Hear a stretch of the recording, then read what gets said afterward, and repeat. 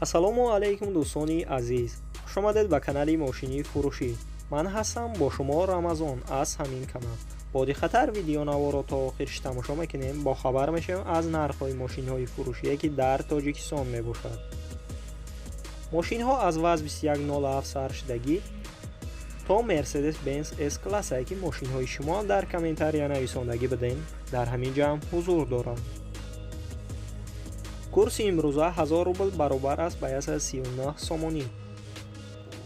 касоне ки дар канали мо то ҳозир обуна шудагӣ нестед, обуна шава и дар видеои мо лайкро бигзора. Мо мегзарем ба мошинҳои фурӯшие ки шумо бисёртар интизорашон ҳастед.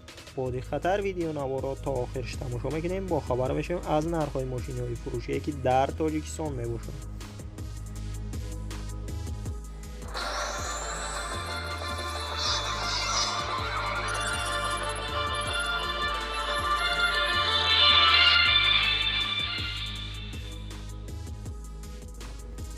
якум мошини фурӯшии мо мебошади Toyota Mark II. соли бароишаш 1996 сол аст. дар ҳолати хуби техникӣ қарор дорад дар шаҳри Душанбе. сӯзишвори бензин газ мебошад. объём мотораш 2.0 литра. коробка передачиш автоматика мебошад. нархи мошин 19000 сомонӣ аст. ба рубл бигардонем 137000 рубл мешавад. ранги мошин сафед аст, кузаш седан мебошад. мошин срочна фурӯхта мешавад. агар харидори аниқ бошед, марҳамат рақамҳояшон дар рӯи экрани шумо. метавонед муроҷиат кунед ва маълумоти пурро дарёфт кунед. дуюм Daewoo Tico. соли бароишаш 1997 сол мебошад ки дар ҳолати хуби техникӣ қарор дорад дар Хуросон. сӯзишвори бензин газ мебошад. объём мотораш 1.1 литра. коробка передачиш автоматика мебошад. нархи мошин 14000 сомонӣ аст. ба рубл бигардонем 101000 рубл мешавад. мошина гуфтагие ки документош тамом шудагие, боз арзонам мешавад. кондисионер дорад, масла намехӯрад. агар харидори аниқ бошед, марҳамат рақамҳояшон дар рӯи экрани шумо. метавонед муроҷиат кунед ва маълумоти пурро дарёфт кунед. сеюм Mercedes-Benz S-класс. соли бароишаш 1995 сол аст. дар ҳолати хуби техникӣ қарор дорад дар Хуҷанд. сӯзишвори дизел мебошад. объём мотораш 2 литра. коробка передачиш автоматика мебошад. нархи мошин 35000 сомонӣ аст. ба рубл бигардонем 253000 рубл мешавад. ранги мошин сафед аст, кузаш седан мебошад. мошина ҳамаи ҷӯша 100% гуфтеса, ягон камбудӣ надорад, состояниша беҳтарин гуфтест. мотор, коробка ходовоиш 100% алишиам аст ба Opel Astra G ва Caravan. боз гуфта гап мезанем дар пеши мошин. агар харидори аниқ бошед, марҳамат рақамҳояшон дар рӯи экрани шумо. метавонед муроҷиат кунед ва маълумоти пурро дарёфт кунед. ва мо мегзарем ба дигар мошини фурӯшӣ. чорум Opel Zafira. соли бароишаш 10000 сол мебошад ки дар ҳолати хуби техникӣ қарор дорад дар Панҷакент. сӯзишвори бензин газ мебошад. объём мотораш 1.6 аст. коробка передачиш механика мебошад. нархи мошин 40000 сомонӣ аст. ба рубл бигардонед 289000 рубл мешавад. мошина состояниша тенҷибат гуфтеса, агар харидори аниқ бошед, марҳамат рақамҳояшон дар рӯи экрани шумо. метавонед муроҷиат кунед ва маълумоти пурро дарёфт кунед. панҷум мошини фурӯшии мо мебошад Nissan Qafira ки соли бароишаш 1996 сол аст. дар ҳолати хуби техникӣ қарор дорад дар шаҳри Душанбе. сӯзишвори бензини холӣ мебошад. объём мотораш 2.5 литра. коробка передачиш автоматика мебошад. нархи мошин 13300 сомонӣ аст. ба рубл бигардонед 97000 рубл мешавад. ранги мошин сафед аст, кузаш седан мебошад. агар харидори аниқ бошед, марҳамат рақамҳояшон дар рӯи экрани шумо. метавонед муроҷиат кунед ва маълумоти муфассалтарро аз худашон гиред. шашум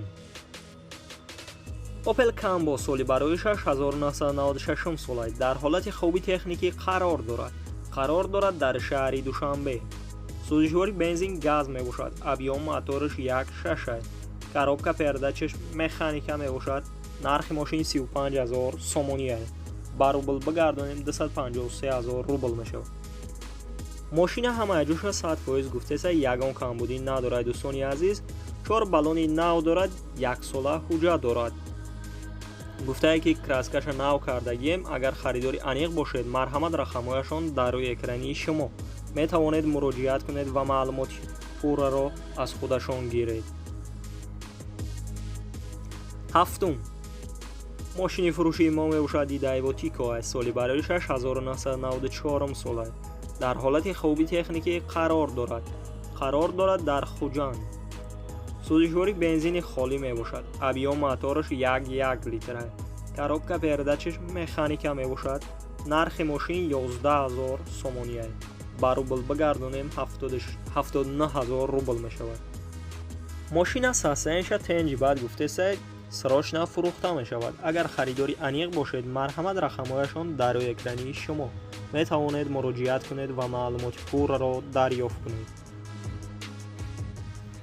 هشتم اوپل استرا سالی برایشش 10,000 سال می باشد که در حالت خوبی تکنیکی قرار دارد در فرخار. سوزشواری بنزین گاز می باشد. ابیام موتورش 1.6 است. کاروبکا پرده چشم مکانیکا می باشد. نرخ ماشین 29,000 سومونی است.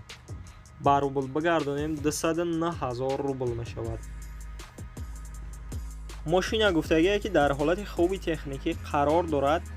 الکتروپاکت می باشد و حجتاش تا آخری سال است. اگر خریداری انیق باشد مرحمت رقمهایشان در روی اکرانی شما می توانید مراجعه کنید و معلومات پورا را دریافت کنید.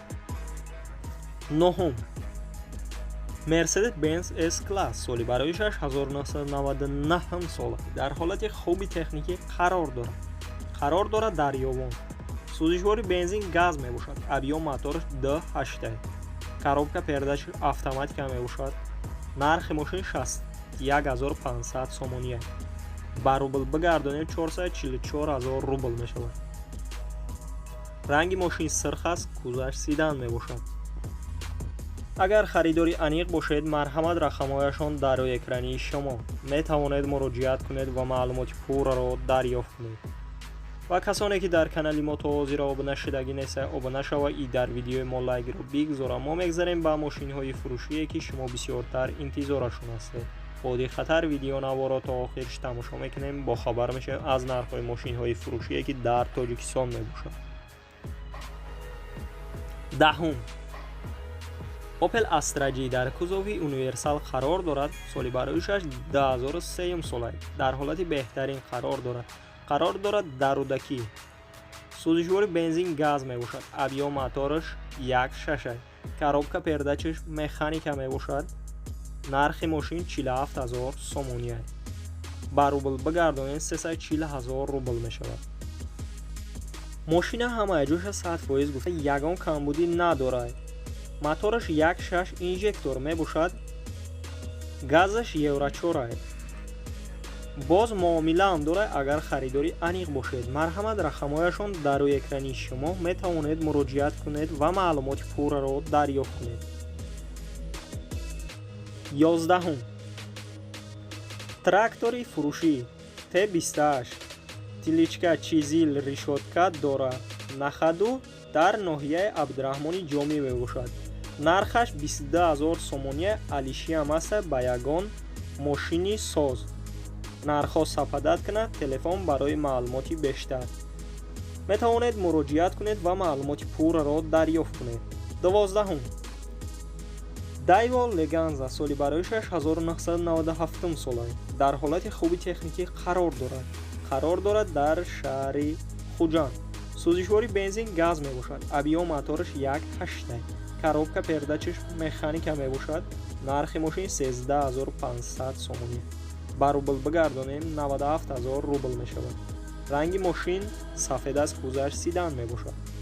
گفتگی که ماشین چرا همه جوش 100% سراچ فروخته می شود. سبب فروختنش سوم در کار برای اینقدر میفروشنش. اگر خریداری انیق باشید مرحمت رقمهایشان در روی اکرانی شما 13. الکتروسکوتر соли барояш 2020 мебошад. дар ҳолати беҳтарин қарор дорад дар шаҳри Душанбе. абъём куб 75 мебошад, пробегаш 70 км. нархаш 8000 сомония, ба рубл бигардонем 57000 рубл мешавад. электроскутера ҳама ҷоша 100% гуфтеса ягон камбудӣ надорад, се та клид дорад. И боз ида гуфтагия ки ягон права дар кор нестад. задни хотам дорад. агар харидори аниқ бошед, марҳамат рақамҳояшон дар рӯи экрани шумо метавонед муроҷиат кунед ва маълумоти пурраро дарёфт кунед. 14. ваз 2107 соли барояш 2003 дар ҳолати хуби техникӣ қарор дорад дар шаҳри Туз. сӯзишвори бензини холӣ мебошад. абъём мотораш 1.6, коробка пердачи механика мебошад.